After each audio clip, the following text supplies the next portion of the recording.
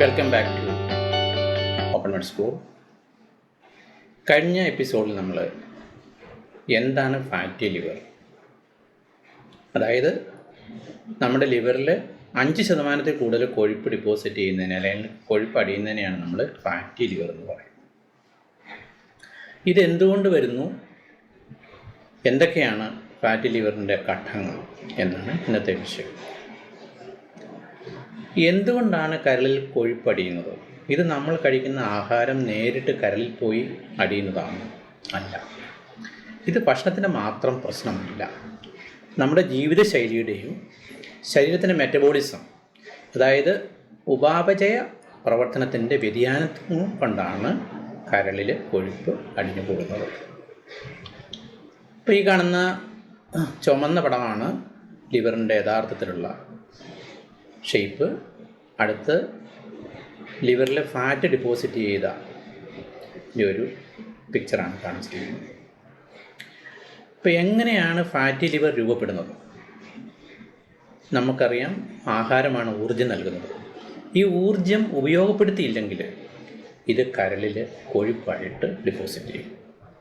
അതോടൊപ്പം തന്നെ insulin resistance, നമുക്കറിയാം പ്രമേഹം ഉള്ള രോഗികളിൽ ആൾക്കാർക്ക് ഇൻസുലിൻ ശരിക്ക് പ്രവർത്തിക്കുന്നില്ല.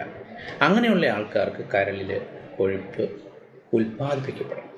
അപ്പോൾ രണ്ട് തരത്തിലാണ് ആഹാരത്തിലെ ഊർജം ഉപയോഗിക്കാതിരിക്കുന്നത് കൊഴുപ്പായിട്ട് കരളിൽ ഡിപ്പോസിറ്റ് ചെയ്യാം. അതോടൊപ്പം തന്നെ കരളിൽ കൊഴുപ്പ് ഉൽപ്പാദിപ്പിക്കപ്പെടാം. അങ്ങനെ കൊഴുപ്പിൻ്റെ ഉപയോഗം കുറയുമ്പോഴാണ് കരളിൽ കൊഴുപ്പ് ഡിപ്പോസിറ്റ് ചെയ്യുന്നത്. ഇതാണ് ഈ കാണിക്കുന്നത്. ഫാറ്റി ലിവർ ഉണ്ടാകുന്നത് ആഹാരത്തിൽ കൂടെയുള്ള കൊഴുപ്പുണ്ട്, ലിവറിൽ ഉൽപ്പാദിപ്പിക്കുന്ന കൊഴുപ്പുമുണ്ട്. ഇത് രണ്ടും കൂടിയാണ്. ഫാറ്റി ലിവറിൻ്റെ പ്രധാന കാരണങ്ങൾ ഞാൻ കഴിഞ്ഞ പ്രാവശ്യം പറഞ്ഞിരുന്നു. ലോകമെങ്ങും എടുത്തു കഴിഞ്ഞാൽ മദ്യപാനമാണ് ഏറ്റവും പ്രധാനപ്പെട്ട കാരണം. എന്നാൽ ഇപ്പോൾ ഒബീസിറ്റി എന്നത് ഒരു പകർച്ചവ്യാധി പോലെ ഇന്ത്യയിൽ പടർന്നു പിടിക്കുകയാണ്. അങ്ങനെയുള്ള ആൾക്കാർക്ക് ലിവറിൽ കൊഴുപ്പ് ഡിപ്പോസിറ്റ് ചെയ്യും. പ്രത്യേകിച്ച് വയറിന് ചുറ്റും കൊഴുപ്പ്, അല്ലെങ്കിൽ നമ്മൾ അബ്ഡോമിനൽ ഒബീസിറ്റി എന്നാണ് പറയുക. രണ്ടാമത്തെ കാരണം അമിതമായ പഞ്ചസാരയുടെയും മധുരപാനീയങ്ങളുടെയും ബേക്കറി ഐറ്റംസിൻ്റെയും ഉപയോഗം. നേരത്തെ പറഞ്ഞിരുന്നു, ഊർജം ഉപയോഗിച്ചില്ല എന്നുണ്ടെങ്കിൽ അത് കൊഴുപ്പായിട്ട് മാറും. അപ്പം ഇത് ഒരു പ്രധാനപ്പെട്ട കാരണമാണ്, പ്രത്യേകിച്ച് ജങ്ക് ഫുഡുകൾ കഴിക്കുന്ന യുവതലമുറയിൽ. ഈ അമിത ഭക്ഷണത്തിന് അല്പം വ്യായാമത്തിൻ്റെ കുറവ് കൂടിയാകുമ്പോൾ അത് കരളിൽ കൊഴുപ്പ് ഡിപ്പോസിറ്റ് ചെയ്യാനായിട്ടുള്ള ചാൻസ് വളരെ വർദ്ധിപ്പിക്കുകയാണ്. അധികം കാലറിയുള്ള വറുത്തതും പൊരിച്ചതും ആയ ഭക്ഷണവും ഈ ബേക്കറി ഐറ്റവും കൂടി കൂടുമ്പോൾ അത് തീർച്ചയായിട്ടും ദോഷകരമായി മാറും. പ്രമേഹം ഈ ഫാറ്റി ലിവർ ഉണ്ടാക്കുന്ന ഒരു പ്രധാനപ്പെട്ട കാരണമാണ്. പ്രത്യേകിച്ച് ഇന്ത്യ പ്രമേഹത്തിൻ്റെ തലസ്ഥാനമായിട്ടാണ്, അല്ലെങ്കിൽ ക്യാപിറ്റലായിട്ട് വേണമെങ്കിൽ പറയാം. അങ്ങനെ വരുമ്പോൾ പ്രമേഹം ഉള്ളവരിൽ ഫാറ്റി ലിവർ വളരെ സാധാരണയായതിനാൽ പ്രമേഹ രോഗം ഫാറ്റി ലിവറിൻ്റെ ഏറ്റവും പ്രധാനപ്പെട്ട ഒരു കാരണമായിട്ടിപ്പോൾ വന്നുകൊണ്ടിരിക്കുകയാണ്. നമുക്കറിയാം, കൊളസ്ട്രോളും ട്രൈഗ്ലിസറൈഡും ഒക്കെ കൂടിക്കഴിഞ്ഞാൽ അത് രക്തക്കുഴലുകളുടെ ഭിത്തിയിൽ കൊഴുപ്പ് അടിഞ്ഞുകൂടും. എന്ന് പറഞ്ഞതുപോലെ തന്നെ ഇങ്ങനെയുള്ള ആൾക്കാർക്ക് ലിവറിലും കൊഴുപ്പ് അടിഞ്ഞുകൂടാനുള്ള സാധ്യതയുണ്ട്. അപ്പോൾ കൊളസ്ട്രോളും ട്രൈഗ്ലിസറിഡും കൂടുതലുള്ളവർക്ക് നേരത്തെ പറഞ്ഞ് മദ്യം കരളിനെ നേരിട്ട് ദോഷകരമായി ബാധിക്കുന്നു. അത് ഫാറ്റി ലിവറിലേക്കും മറ്റ് കോംപ്ലിക്കേഷനിലേക്കും പോകും. അപ്പം മദ്യം ഏത് ബ്രാൻഡും ഏതളവിലും ലിവറിന് ദോഷകരമാണ്. ഇനി ചില മരുന്നുകൾ, സ്ഥിരമായി കഴിക്കുന്ന ചില മരുന്നുകൾ, അമേഡറോൺ, ഹൃദയ സംബന്ധമായ രോഗങ്ങൾ കഴിക്കുന്ന ചില മരുന്നുകൾ, ഇത് ഫാറ്റി ലിവറിലേക്ക് നയിച്ചേക്കാം. പക്ഷേ ഒരു ഡോക്ടറുടെ നിർദ്ദേശപ്രകാരം മാത്രമേ ഈ മരുന്നുകൾക്ക് മാറ്റം വരുത്താൻ പാടുള്ളൂ. ഇതോടൊപ്പം തന്നെ വളരെ പ്രധാനപ്പെട്ടതാണ് ജനിതക ഘടകങ്ങൾ. ചില കുടുംബങ്ങളിൽ ഫാറ്റി ലിവർ സാധാരണയായി കാണുന്നുണ്ട്. അത് ജനിതക കാരണത്താലാണ്. അതായത് പാരമ്പര്യവും അതോടൊപ്പം തന്നെ ജീവിതശൈലിയും പ്രധാനപ്പെട്ടതാണ്. ഇനി ഫാറ്റി ലിവറിന് പല സ്റ്റേജുകളുണ്ട്.